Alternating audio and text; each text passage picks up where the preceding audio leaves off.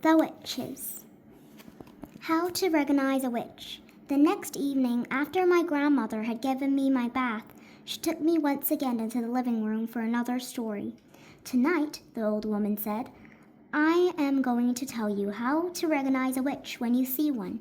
Can you always be sure? I asked. No, she said, you can't, and that's the trouble. But you can make a pretty good guess. She was dropping cigarette ash all over her lap, and I hoped she wasn't going to catch on fire before she told me how to recognize a witch. In the first place, she said, a real witch is certain always to be wearing gloves when you meet her. Surely not always, I said. What about in the summer when it's hot? Even in the summer, my grandmother said, she has to. Do you want to know why? Why? I said. Because she doesn't have fingernails. Instead of fingernails, she has thin carvy claws like a cat, and she wears the gloves to hide them.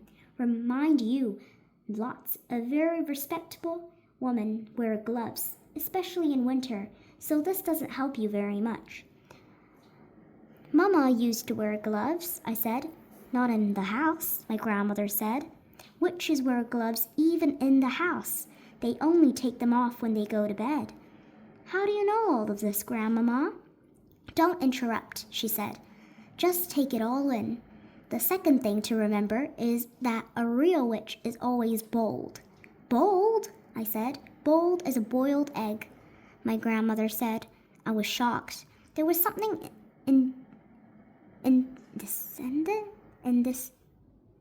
indecent about a bold woman.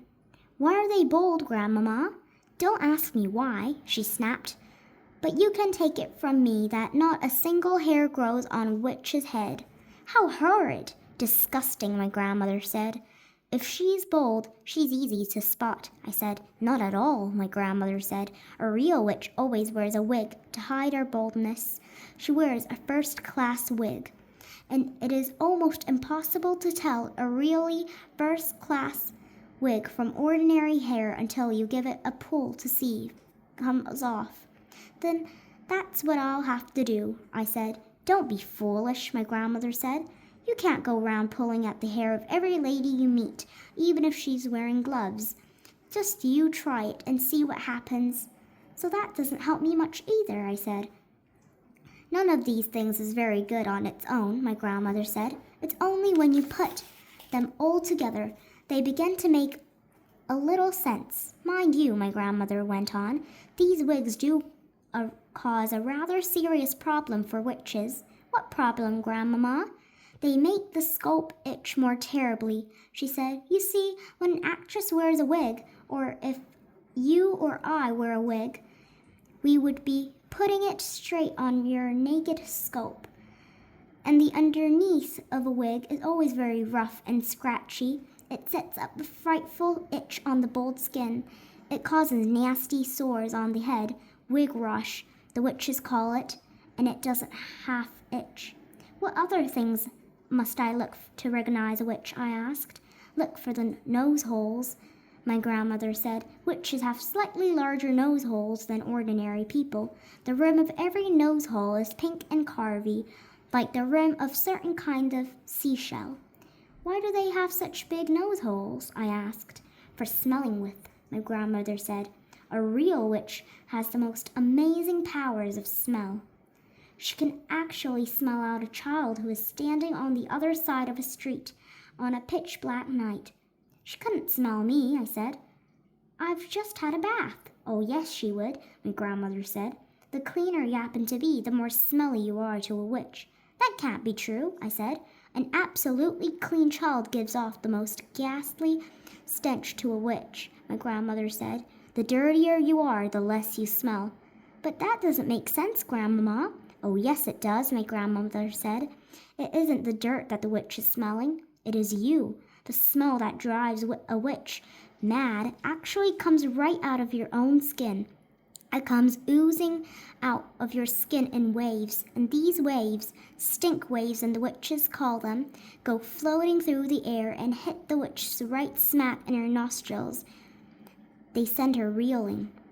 Now, wait a minute, Grandmama. Don't interrupt, she said. The point is this. When you haven't washed for a week and your skin is covered over with dirt, then quite obviously the stink waves cannot come oozing about nearly so strongly. I shall never have a bath again, I said. Just don't have one too often, my grandmother said. Once a month is quite enough for a sensible child. It was at moments like these that I loved my grandmother more than ever. Grandmama, I said, if it's a dark night, how can a witch smell the difference between a child and a grown-up? Because grown-ups don't give out stink waves, she said. Only children do that. But I don't really give out stink waves, do I? I said, I'm not giving them out at this very moment, am I? Not to me you aren't, my grandmother said. To me you are smelling like raspberries and cream, but to a witch you would be smelling absolutely disgusting. What would I be smelling of, I asked. Dog's droppings, my grandmother said. I reeled. I was stunned. Dog's droppings? I cried. I am not smelling of dog's droppings. I don't believe it. I won't believe it.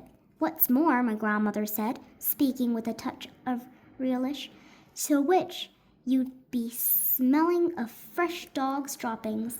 That simply is not true, I cried. I know I'm not smelling of dog's droppings, stale or fresh. There's no point in arguing about it, my grandmother said. It's a fact of life. I was outraged. I simply couldn't bring myself to believe what my grandmother was telling me. So if you see a woman holding her nose as she passes you in the street, she went on, that woman could easily be a witch. I decided to change the subject. Tell me what else to look for in a witch, I said. The eyes, my grandmother said. Look carefully at the eyes, because the eyes of a real witch are different from yours and mine. Look in the middle of each eye, where there is normally a little black dot. If she is a witch, the black dot will keep changing color, and you will see fire, and you will see ice dancing right in the very center of the colored dot. It will send shivers running all over your skin. My grandmother leant back in her chair and sucked away contentedly at her full black cigar. I squatted on the floor, staring up at her, fascinated. She was not smiling. She looked deadly serious. Are there other things? I asked her. Of course there are other things, my grandmother said. You don't seem to understand that witches are not actually women at all. They look like women, they talk like women, and they are able to act like women. But in actual fact, they are totally different animals. They are demons in bold heads and queer noses and particular eyes. All of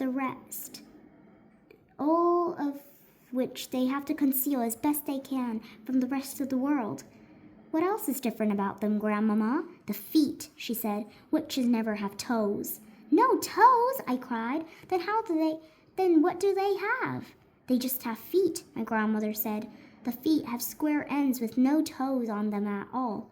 Does that make it difficult to walk? I asked. Not at all, my grandmother said. But it does give them a problem with their shoes. All ladies like to wear small, rather pointed shoes, but a witch whose feet are very wide and square at the ends has the most awful job squeezing her feet into those little pointed shoes. Why doesn't she wear wide, comfy shoes with square ends? I asked. She dare not, my grandmother said. Just as she hides her boldness with a wig, she must also hide her ugly witch's feet by squeezing them into pretty shoes. Isn't that terribly uncomfortable? I said. Extremely uncomfortable, my grandmother said, but she has to put up with it. If she's wearing ordinary shoes, it won't help me to recognize her, will it, Grandmama? I'm afraid it won't, my grandmother said. You might possibly see her limping very slightly, but only if you are watching closely. Are those the only differences then, Grandmama? There is one more, my grandmother said. Just one more. What is it, Grandmama? Their spit is blue. Blue? I cried. Not blue. Their spit can't be blue. I cried. Not blue. Their spit can't be blue. Blue as a bilberry, she said. You don't mean it, Grandmama. Nobody can have blue spit. Witches can, she said.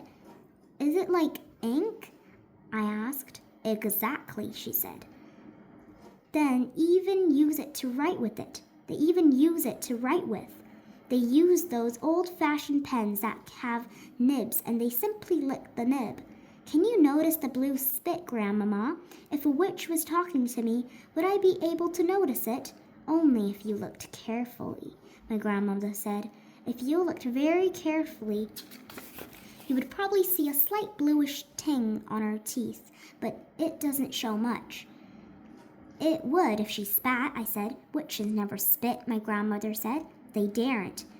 I could believe my grandmother would be lying to me. She went to church every morning of the week, and she said grace before every meal, and somebody who did that would never tell lies. I was beginning to believe every word she spoke. So there you are, my grandmother said. That's about all I can tell you. None of it is very helpful. You can still never be absolutely sure whether a woman is a witch or just by looking at her. But if she is wearing the gloves, if she has the large nose holes, the queer eyes, and the hair that looks as though it might be a wig, and if she has bluish ting on her teeth, if she has all of these things, then you run like mad. Grandmama, I said, when you were a little girl, did you ever meet a witch? Once, my grandmother said. Only once. What happened? I'm not going to tell you, she said. It would frighten you out of your skin and give you bad dreams. Please tell me, I begged. No, she said. Certain things are too horrible to talk about. Does it have something to do with your missing thumb? I asked. Suddenly the old wrinkled lips shut tight as a pair of tongs, and the hand that held the cigar, which had no thumb on it, began to quiver very slightly. I waited. She didn't look at me. She didn't speak. All of a sudden, she had shut herself off completely. The conversation was finished. Good night, Grandma, I said, rising from the floor and kissing her on the cheek. She didn't move. I crept out of the room and went to my bedroom.